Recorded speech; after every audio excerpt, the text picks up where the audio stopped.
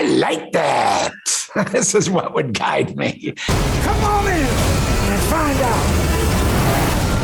Is he man or beast? Well, the first thing we decided, we said, let's present all these characters and try not to judge them. Let's try to just present them. And what attracts me to noir, certain type of noir, is you follow the most despicable character in a way, and you hope you can get to understand him. And this is what attracted me to this. Can we follow the flip side of the American dream? I am prepared to offer you folks one last chance.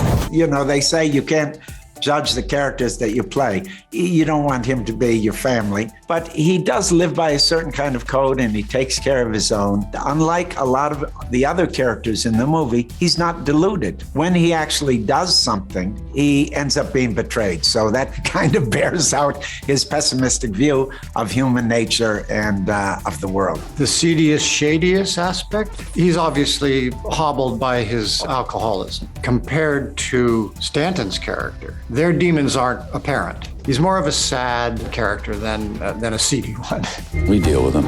I mean, I love noir. I love watching it. In fact, I tried to stay away from the thought that it was noir. That's over my pay grade to try and act like that. There's no way I could do that. Is it a beast or is it a man? As prepared as he is, and he's more prepared than anybody I've ever worked with. I mean, in the sense that he knows everything about everything on this movie, except he's really open to accidents and things you bring, different things he hadn't thought of. And just to watch how he can balance the fantastical, the mythic, the monstrous with basic, simple humanity of his characters. He's just a beautiful combination of very thoughtful and well-prepared, but then when he gets there too, he's also very loose. He's very open to seeing things happen. I think the best thing a director can do is make a beautiful world, and they invite you into it. You go into the world and stuff happens to you, and one thing leads to the next, and then it creates a rhythm that sends you on a path that you couldn't even anticipate. I wouldn't know about that, but you're not as hard to read as you think, lady. It was, imagine that you go to a Michelin star restaurant every day, which is one of my dreams, of course.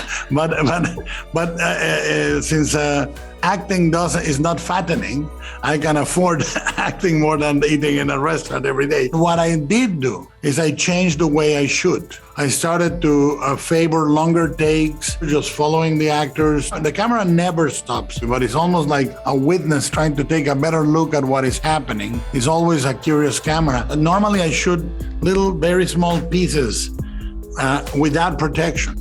And in this movie, we went for let's see what happens and let the camera roll and seek and find the style of the movie that way. Every once in a while, you'll hear him say from the monitor across the room, I like that. And this is what would guide me.